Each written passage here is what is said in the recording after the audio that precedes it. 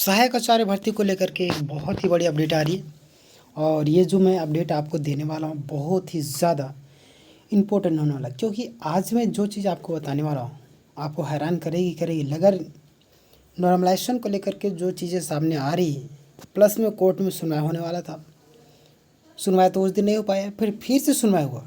क्या उस दिन क्या हुआ, सुनवाई हुआ या नहीं हुआ, सुनवाई हुआ तो क्या हुआ, उसके बारे में बात करेंगे। और भी कई सारे बड़े मुद्दे पर बात करें। तो चलिए शुरुआत करते हैं। नए होंगे सब्सक्राइब कर लीजिएगा ताकि आप तक हमारी वीडियो पहुंचते रहे। तो चलिए शुरुआत करते हैं। यहाँ पे देखिए कि झारखंड सहायक आचार्य है ना, डिटेल में है ना, पूरी तरीके से एक एक चीज़ में बताने वाला हूँ ताकि आपके मन में ज़रा से भी सवाल ना रहे, है ना। चलिए सबसे पहले अगर बात करें हम लोग मामले की पृष्ठभूमि, तो झारखंड सहायक आचार्य भर्ती में नॉर्मलाइजेशन प्रक्रिया की चुनौती देने वाली जो आपका याचिका पर झारखंड हाईकोर्ट में सुनवाई हुई। लगातार 2 दिनों तक विस्तृत बहस चली। आपको पता होगा इस चीज़ को लेकर के भी मैं आपको जानकारी भी दिया था, है ना। और सुनवाई के दौरान कोर्ट ने मतलब कि जेएसएससी से कई सारे महत्वपूर्ण बिंदुओं पर भी स्पष्टीकरण मांगा है ना। तो हम बात करते हैं कि हाईकोर्ट द्वारा उठाए गए जो प्रमुख प्रश्न है वो क्या है।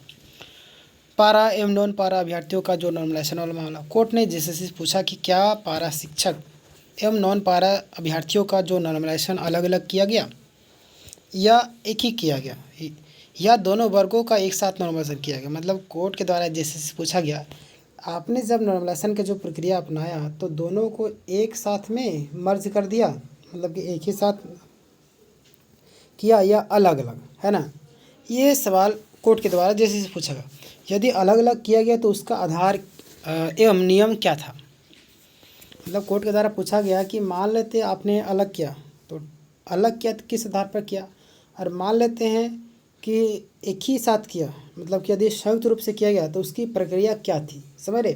अगर अलग कर रहे हैं तो अलग अलग करने का आधार क्या था, संयुक्त रूप से कर रहे हैं तो उसकी जो प्रक्रिया वो क्या थी। ये सारे सवाल पूछा जा रहा है ना। ये तो देखने वाली बात है कि आने वाले टाइम में, हालांकि आप देखिए सीटेट एवं अन्य टेट अभ्यर्थियों का जो मामला है कोर्ट के द्वारा पूछा गया कि लगभग आपका 500 से अधिक सीटेट एवं अन्य टेट पास अभ्यर्थियों को भर्ती प्रक्रिया से बाहर किया गया, है ना।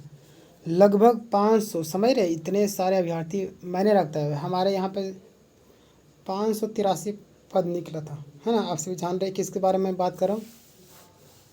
कभी 200 निकलता है, कभी 500 निकलता है। इतना तो वैकेंसी और इतना तो आप ऑलरेडी बाहर कर दे रहे हैं, तो ये तो गलत है पूरी तरीके से। मतलब इनके बाहर होने के बाद नॉर्मलाइजेशन किस प्रकार किया गया, समझ रहे। मतलब कि कहने का मतलब साफ है कि जब आपने बाहर किया, है ना, तो आखिर बाहर करने के बाद, मतलब कहने का मतलब साफ है, अगर आपने बाहर किया तो बाहर करने के बाद आप किस आधार पर नॉर्मलाइजेशन प्रक्रिया अपना रहे हैं, है ना। चलिए आगे हम बात करें।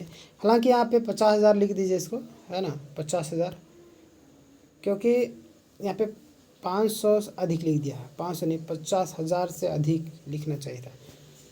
खैर कोई बात नहीं, आगे हम बात कर लेंगे। क्या पहले कभी अभ्यर्थियों का जो आपका नॉर्मलाइजेशन किया गया या सीटेट अभ्यर्थियों को हटाया गया। कहने का मतलब साफ है, क्या आपने अभ्यर्थियों का नॉर्मलाइजेशन किया या बाद में सीटेट अभ्यर्थियों को हटा लिया। मतलब कोर्ट के द्वारा सवाल पे सवाल पूछा जा रहा है और जेएसएससी पता नहीं किस आधार पर क्या करेगी, ये तो देखने वाली बात होगी। लेकिन देखिए यहाँ पे एक और सवाल, पहले सीटेट अभ्यर्थियों को हटाकर केवल जेटेट अभ्यर्थियों का अलग से नॉर्मलाइजेशन किया गया। मतलब पूछा जा रहा है कि आपने सीटेट जेटेट का एक ही साथ नॉर्मलाइजेशन किया या सीटेट को हटा करके जेटेट का नॉर्मलाइजेशन किया, ये कोर्ट के द्वारा पूछा जा रहा है ना। जेएसएससी बहुत बुरी तरीके से फंसेगी यहाँ पे, देखिएगा ना, करप्शन तो कर चुकी है पूरी तरीके से। अभी जेएसएससी पर जितने करप्शन का आरोप लगा, अगर सीबीआई जांच में जितने भी चेयरमैन हो चाहे कोई भी आयोग वाले जितने अधिकारी है सभी कोई पकड़े जाएंगे लगभग, है ना। मल्टी शिफ्ट में एग्जामिनेशन, कोर्ट ने जेएसएससी से स्पष्ट जानकारी मांगा है कि परीक्षा कुल कितने शिफ्ट में आयोजित हुई थी, यानी कितने शिफ्ट में आपने परीक्षा का आयोजित किया, और प्रत्येक शिफ्ट पर जो आपका डिफ़िकल्टी लेवल वो समान था या अलग अलग था। मतलब आपने कितने शिफ्ट में एग्ज़ाम लिया और कितने शिफ्ट में मतलब शिफ्टों का जो डिफ़िकल्टी लेवल क्या था, क्वेश्चन का लेवल क्या था, ये पूछा जा रहा है। यदि अलग अलग था तो संतुलित करने के लिए कौन सी प्रक्रिया अपनाएगी। ये चीज़ तो मैं शुरुआत से आपको बता रहा और इसके लिए आवाज़ उठा भी रहा हूँ, आप सबको पता होगा। मैं इस चीज़ के लिए लगातार बोल भी रहा हूँ उस समय से भी, कि अगर आप नववर्षन कर किस आधार पर कर रहे हैं कि छात्र बाहर, योग्य अभ्यर्थी बाहर हो जा रहे हैं। एक अभ्यर्थी पीटी का बात करी थी, रांची प्रोटेस्ट में हम लोग गए थे, तो वहाँ पे बात करी थी कि हमारा 299 नंबर है 300 में से, और हमारा सिलेक्शन नहीं हुआ। आप इसी से अनुमान लगा सकते हैं कि वो कितनी मेहनती छात्र होंगे ना, छात्रा थी, है ना, गर्ल्स थी, कितना मेहनत की होगी और 299 लाई 300 में से, और उसका सिलेक्शन नहीं हुआ। उस पर क्या बीत रही होगी आप समझ सकते हैं। उतना मेहनत करने वाला एक गरीब हो चाहे अमीर मैटर नहीं करता, बट ज़्यादातर गरीब लोग ही मेहनत करते हैं, है ना। अमीर लोग तो अपने हिसाब से ज़िंदगी जीते हैं, खैर उनकी बात ही नहीं करेंगे। लेकिन अगर 300 में से 299 ला रही है, मैंने उनका शक्ल देखा, मैंने बातें की, मैं देखा तो मैं हैरान रह गया, ऐसे कैसे हो सकता है। समझ रहे किस लेवल तक यहाँ पे करप्शन किया गया।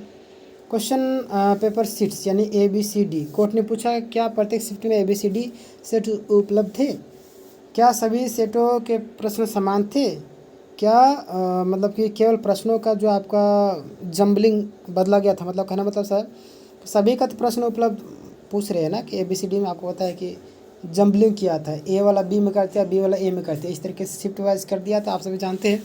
वही पूछा जा रहा है कि अलग अलग प्रश्नों में, अलग अलग सेटों में प्रश्न भी अलग थे या समान थे, है ना, ये पूछ रही। पूछना भी चाहिए, ये लोग पूरी तरीके से करप्शन करने पर तुले हुए। देखिए नॉमिनेशन फार्मूला, देखिए यह सुनवाई का सबसे महत्वपूर्ण बिंदु रहा, यानी कि कोर्ट ने निर्देश दिया कि जैसे बताया नॉमिनेशन के लिए कौन सा फार्मूला अपनाया था, मार्क्स की गणना किस मतलब कि मैथमेटिकल मेथड से की गई, ये भी पूछना ज़रूरी है, क्योंकि ये लोग अपनी मनमानी कर रहे हैं, है ना। किस रूल गाइडलाइन एवं या पॉलिसी के आधार पर नॉमिनेशन किया गया। पूरी कैलकुलेशन प्रक्रिया यानी कि शपथ पत्र पूछने का मतलब साफ है कि पूरी कैलकुलेशन, है ना, प्रक्रिया जो है ना आपका एफिडेविट के साथ में प्रस्तुत करें। समझ रहे, ये जैसे मांगा गया कोर्ट के द्वारा। परीक्षा संबंधी जो आपका विस्तृत जानकारी, कोर्ट ने JSSC को निम्नलिखित विवरण मांगा, क्या क्या है। परीक्षा किन किन तिथियों में आयोजित हुई, कुल कितनी शिफ्ट में परीक्षा हुई, प्रत्येक शिफ्ट में कितने अभ्यर्थियों ने परीक्षा दी, सभी शिफ्टों का पूरा रिकॉर्ड प्रस्तुत किया जाए। समझ रहे, और बहुत ही इतना कर दे देगी तो सारा क्लियर हो जाएगा मामला। कैटेगरी वाइज कटअप, कोर्ट ने सभी वर्गों के कैटेगरी वाइज कटअप का विवरण भी मांगा। हालांकि जैसे जिस समय रिजल्ट जारी करते उसमें कटअप नहीं जारी करते हैं, उनको डर रहता है कि अगर उस समय कर देंगे ना तो फिर करप्शन कैसे कर पाएंगे, मतलब पैसा जिनसे लेते हैं उसको नौकरी पर कैसे देंगे। मतलब कटअप बाद में जारी करते हैं, मामला ठंडा जाता है, और कोई फिर चलो जाने दो ना, ऐसे सोच देते हैं लोग, और फिर जैसे चुपचाप से अपना मनमानी करता है। समझ रहे हैं, तो कटअप ये लोग जारी नहीं करते टाइम पर और अपने मनमानी करते हैं। यह जानकारी JSSC पहले जारी कर चुकी, इसलिए मतलब कि इस बिंदु पर विशेष विवाद नहीं है। लेकिन देखिए आने वाले टाइम में क्या होता है, हाई कोर्ट के निर्देश अगर मैं आपको बताऊं कि JSSC को सभी प्रश्नों का जो उत्तर है एफिडेविट के माध्यम से देना होगा, सभी जो आपका आवश्यक दस्तावेज एवं रिकॉर्ड एक साथ समझ रहे प्रस्तुत करने होंगे। कोर्ट ने विस्तृत जवाब दाखिल करने के लिए भी पर्याप्त समय दिया है। और अगली सुनवाई जो आपका बताया गया कि 7 सितंबर, है ना, कब है भाई, तो 7 सितंबर। हालांकि आपको पता है कि 7 सितंबर आज जो है आपका डेट बीत चुका है, और जैसे इन्फॉर्मेशन आती है हमारे पास कोर्ट का ऑफिशियल, वो मैं आपको शेयर करने वाला, हालांकि अभी तक तो आया नहीं है। चलिए आगे बात करते हैं। इस तिथि तक मतलब JSSC को अपना विस्तृत जवाब एवं संबंधित दस्तावेज प्रस्तुत करने होंगे। क्लियर। सुनवाई की प्रमुख निष्कर्ष क्या है कि लगातार 2 दिनों तक विस्तृत बहस हुई। नॉमिनेशन प्रक्रिया पर कोर्ट ने मतलब कि एक गंभीर सवाल प्रश्न मतलब कि उठाए हैं, और JSSC से वैज्ञानिक एवं नियमित आधारित जो आपका स्पष्टीकरण वो भी मांगा गया। कोर्ट ने भर्ती प्रक्रिया से जुड़े सभी तकनीकी पहलुओं पर विस्तृत जानकारी के तलब की। सभी जवाब शपथ पत्र के माध्यम से भी दाखिल करने का निर्देश दिया गया है। क्लियर। आगे बात आती है अभ्यर्थियों के लिए उसका क्या अर्थ है। मामला भी न्यायालय में विचाराधीन है। अंतिम निर्णय हाईकोर्ट के द्वारा प्रस्तुत जो भी आपका दस्तावेज है और दोनों पक्षों के बहस यानी दलीलों के आधार पर लिया जाएगा। क्लियर। ऑर्डर कॉपी जारी होने के बाद मैं आपको सारा जानकारी दे दूँगा। क्लियर। 2 दिनों तक हाई कोर्ट में लगातार सुनवाई हुई नॉमिनेशन प्रक्रिया पर जेएसएससी से विस्तृत जवाब मांगा गया है। पारा एवं नॉन पारा अभ्यर्थियों कि जो नॉमिनेशन का जो सवाल है काफ़ी इम्पोर्टेंट है। खैर इस पर कोर्ट के द्वारा जैसे जवाब मांगा जा रहा है। सीटेट या अनएटेड अभ्यर्थियों को बाहर करने के आधार पर भी स्पष्टीकरण मांगा गया है। आपने किस आधार पर किया और नॉमिनेशन किस तरीके से किया, उसी समय किए थे या बाद में किए, है ना। मल्टी शिफ्ट में एग्जामिनेशन क्वेश्चन का पेपर लेवल कैसा था, ये भी जवाब मांगा गया। नॉमिनेशन का फार्मूला आपने किस मेथड पर किया, ये भी जवाब मांगा गया। जो एफिडेविट के माध्यम से सारा जवाब दाखिल करने की बात की गई, ठीक है। और बस इतना ही।